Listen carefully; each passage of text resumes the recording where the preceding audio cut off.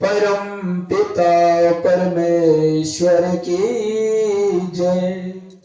आनंद कंद लीलाधारी प्रभु सदानंद जी, मनमोहन भगवान की जय।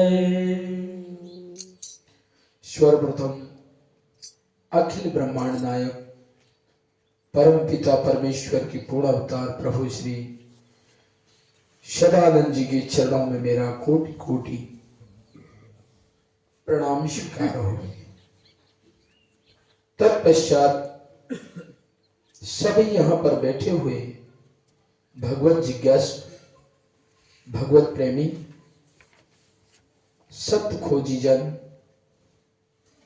मेरी माताएं बहनों, सभी के लिए मेरा सादर जय प्रभु सदानंद, जय श्री राम, जय श्री कृष्ण।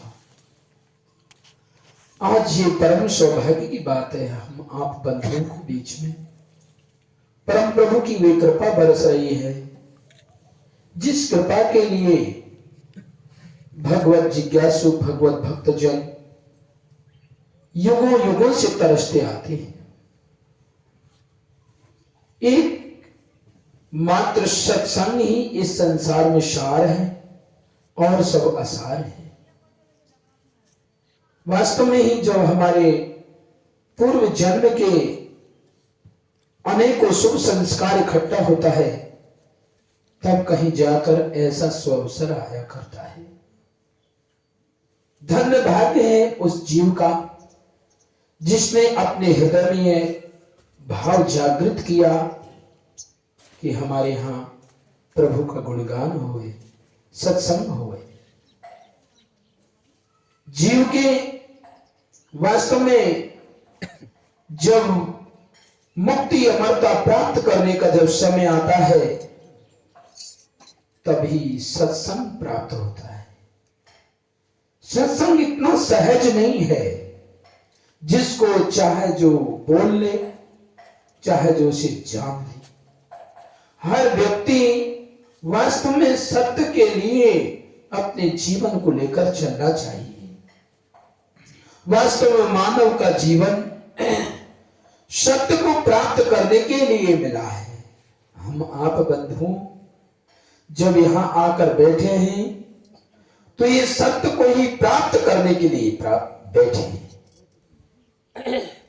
आखिर ये सत्य क्या है जिसको हम प्राप्त करने के लिए यहां पर उपस्थित हुए हैं?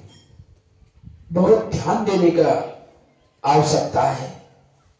देखिए, जहां जहां भी सत्संग हुआ है उसमें मन, चित्त, बुद्धि को हर प्रकार से लगाकर चलना पड़ता है।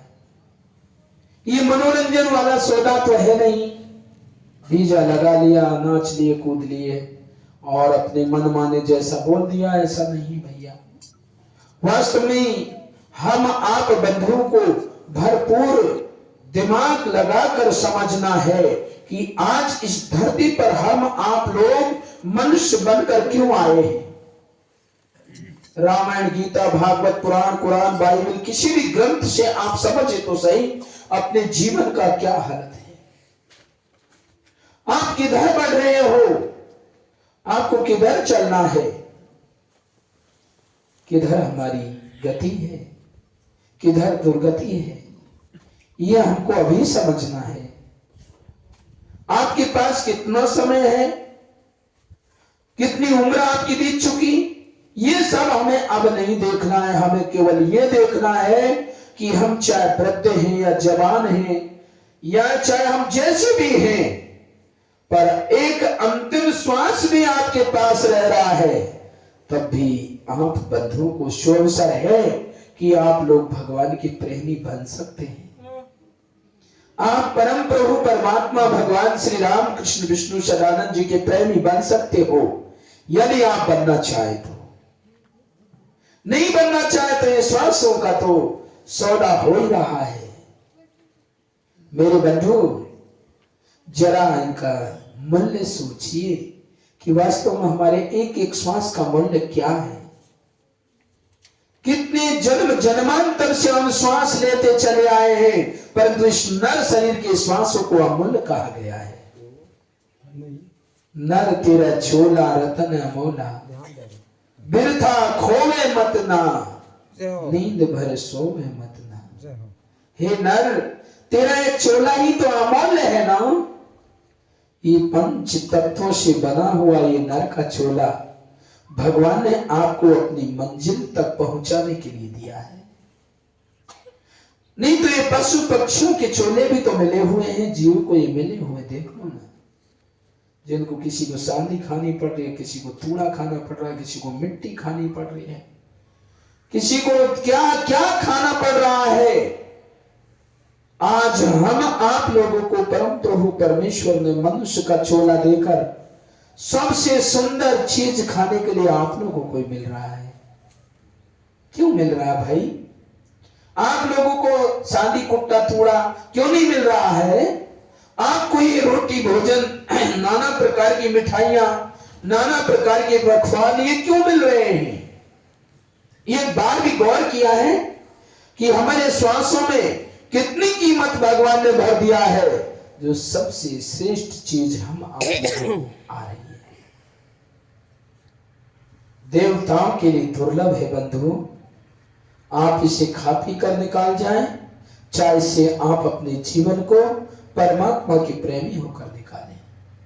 ये तो निकल रहा है, दौड़ा जाए रे समय का घोड़ा, राम नाम से बंदे तूने हर क्यों अपना मुख मोड़ा, दौड़ा जाए रे समय का घोड़ा, ओ दौड़ा जाए रे समय का घोड़ा।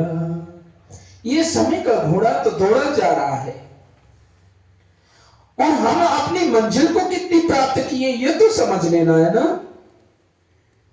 मंजिल प्राप्त करने के लिए तो हम आप लोगों को ये चोला मिला है, ये गाड़ी मिली है, ये साधन मिला है। हर ग्रंथ, हर व्यक्ति, हर समाज के लोग इस बात को कहे कि घोड़ा जो जा रहा है समय का दौड़ता हुआ, ये वापस नहीं आ सकता है। जो श्वास जा रही है वे आपको वापस नहीं आ रही। कह तो हूं, कह जात हूं, बजा बजा के ढोल, और श्वास श्वास में जाए रहो, तीन लोक को मोल। ये हमारे परम पूज्य संत ज्ञानेश्वर स्वामी सदानंद जी बार बार इसे कहते थे। ऐ मानव बंधु, आपको समझने की बेला है। आप लोग चाहे तो इतनी ऊंचाई तक पहुंच सकते हैं जिस ऊंचाई की कोई नाप नहीं कर सकता है, और इसी जीवन में आप चाहे तो इतने नीचे गिर सकते हैं जो कि आपसे नीचा कोई गिर नहीं सकेगा। इसलिए इस मानव शरीर की कहीं व्याख्या किया है और कहीं इसके लिए धिक्कारा है। दोनों पॉइंट इसके लिए। उस नर्तन को धन्यवाद है, उस मानव चोले को कोटि कोटि बार धन्यवाद दिया जा सकता है, जिसने अपने जीवन की डोरी परमात्मा से जोड़ दिया है। आज हनुमान को लिए धन्यवाद देते देते लोगों को मतलब फुर्सत नहीं मिल रहा है, परंतु रावण को गाली देते देते ही लोगों को टाइम नहीं मिल रहा है। दोनों आकृतियों को देख लो, दुर्योधन की आकृति को भी देख लो, अर्जुन की भी आकृति को देख लो। आपको कौन बनना है, ये समय आप लोगों का है। हिरण्यकश्यप की आकृति को देख लो, प्रहलाद की आकृति को देख लो, दोनों ही मानवीय आकृति हैं। उनमें से कौन सी सम्मानीय है और कौन सी गाली देने योग्य है? हमारे लिए भी वही मौका आया है। मौका ना चूक जाए भैया, और यदि मौका चूक गया तो फिर आप इस एप्लीकेशन को भगवान के चरणों में नहीं लगा सकते कि हे प्रभु हमारे लिए इस सर्व साधन संपन्न शरीर को दे दीजिए। जब आपने आपके सदुपयोग में नहीं लगाया तो फिर क्या इसका लेना देना है? आपको तो केवल खाना पीना, सो जाना और जीवन को व्यर्थ गंवाना है।